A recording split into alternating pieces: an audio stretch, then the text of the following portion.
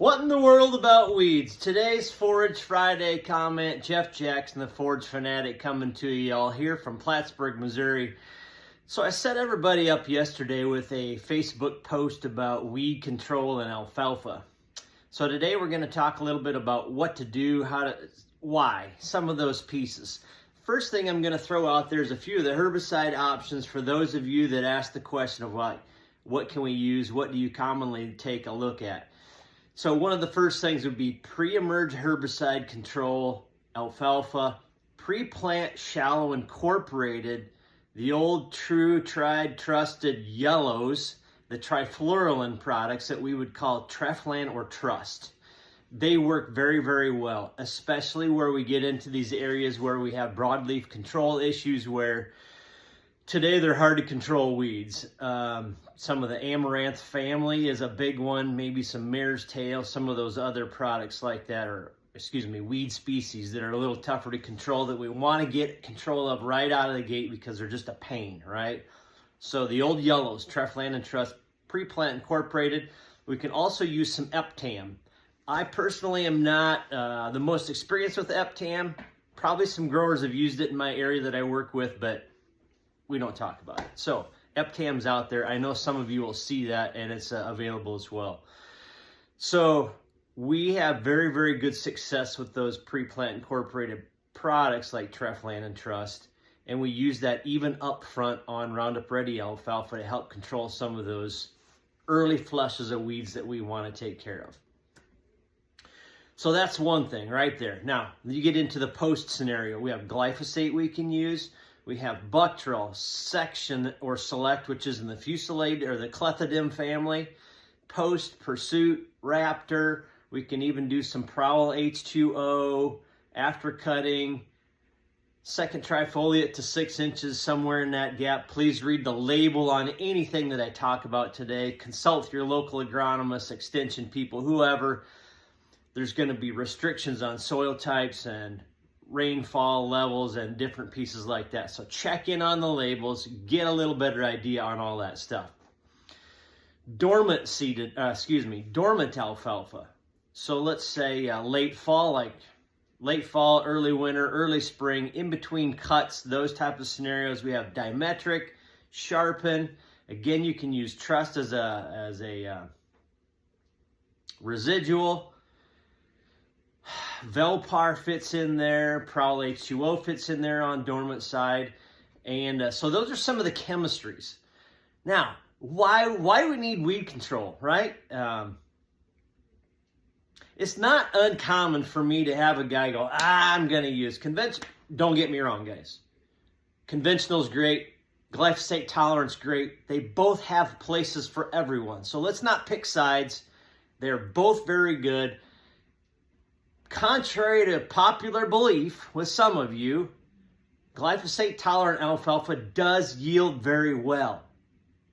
Yield drag's not a problem. Usually when you're trying to compare the conventional with Roundup Ready, you're not planted at the same time, you're not planted the same year, you're not on the same acre. They get established under different growing conditions. So let's just not even have that damn discussion because I'm one of those guys that raises glyphosate-tolerant alfalfa and it performs outstanding. So don't get on that soapbox either. It's a moot point. Genetics are awesome. It's just a tool in the toolbox. Okay, so why do we need to get rid of these weeds? Well, first of all, folks, they compete for light, space, fertility, and water. How many times do we struggle with an alfalfa stand because it's too dry? Well, if we have extra plants out there called weeds, let's identify, what does weed mean? I'm going to boil this down into layman's terms. What is the definition of a weed? And this is not from Wikipedia. This is the Jeff Jackson definition. It is this: any plant that is not the primary intended crop in that space is a weed. So if you have corn in an alfalfa crop, corn plant is a weed. If soybeans come up and they're not supposed to be there, they're weeds. If small grain comes up and it's not supposed to be there, it's a damn weed. It competes with alfalfa for light, space, water, fertility, because what are we all concerned with? We want yield and we don't want more weeds. Well, at establishment, if we allow weeds to be there, and I get it, some of you are going to say, shit, man, we do everything we can to keep the weeds out, and we still have freaking weeds in there, so now what's your answer? I get it. But how many times have I talked to a guy about weed control, and they're like, don't worry about it, man, those weeds feed just as good as alfalfa does anyway. Okay, well, in the first cutting, we get them cut immature, the weeds go through, we dry them, we make baleage, we make silage and chop haylage, whatever it might be. Yeah, I get it. The weeds are gone. Most of them are annuals. They kind of go away. The amaranth guy, I mean, you know how the regrowth looks. They come back with a vengeance, and then we got them all through that first cutting. Okay, so let's say tonnage is okay because we got weeds in the first year, but it leaves holes out there. So if you take a square foot and half of that square foot has a big, I'm going to say an amaranth plant or something with a rosette that takes up 6 inches of space, what grows in that spot next year? More alfalfa? Hell no. You get another weed in there. And or nothing grows there, and then you go, damn, alfalfa stand's a little bit weak this year. I don't know, those varieties you guys are selling kind of suck. Yield's not good, stand looks thin. Folks, if we allow weeds to be out there in the beginning, we're going to take yield off the top right away. So, lots of things to think about. You leave holes in that stand. Do y'all realize that there's competition with that alfalfa plant, and sometimes those weeds can outshade alfalfa? So let's look at it this way. Our intended crop is alfalfa. Now we've got weeds out there, and there's competition for light, space, nutrients, all those kind of things. It puts stress on the alfalfa plant while it's trying to develop its life. It's got another 3, 4, 5, for some of you guys, 8, 10, 14 years left for it to produce out there. But everything that we do in the first 45 to 60 days impacts how healthy and how vigorous that plant's going to be for the next, for its lifespan on your operation. Whether that's 3 years or 14 years, doesn't matter. It will affect how much that plant yields over the next, in its lifespan. Okay, so I get pretty wound up about this because we have discussions daily all summer long about weed control, competition, and all this stuff. And yield, especially when people are trying to compare varieties, traits, planting timing, all that stuff. But I just said, first 45 days. Most of you on here today have livestock somewhere on your operation. And calves, I'm going to throw the bovine species in there. We all know that if you have a pen of calves and you get a couple that get sick, they get pneumonia, or a pen of calves that get sick, they get really, really stressed, whether it be weather, sickness, maybe something happens, they don't get watered for a couple of days, things happen, they get stressed out. Do they ever really, especially this pneumonia thing in my mind, do they ever grow like the rest of the group? They're affected for their entire life. That tiny alfalfa plant's no different. So in 45 days, if it goes through weed stress, drought stress, all this other stuff, maybe there's no nutrients in the soil, and then we try to fix it later, the damage is done. Can it compensate? Yeah, a little bit. But you've really taken off that top end yield potential for the life of that stand.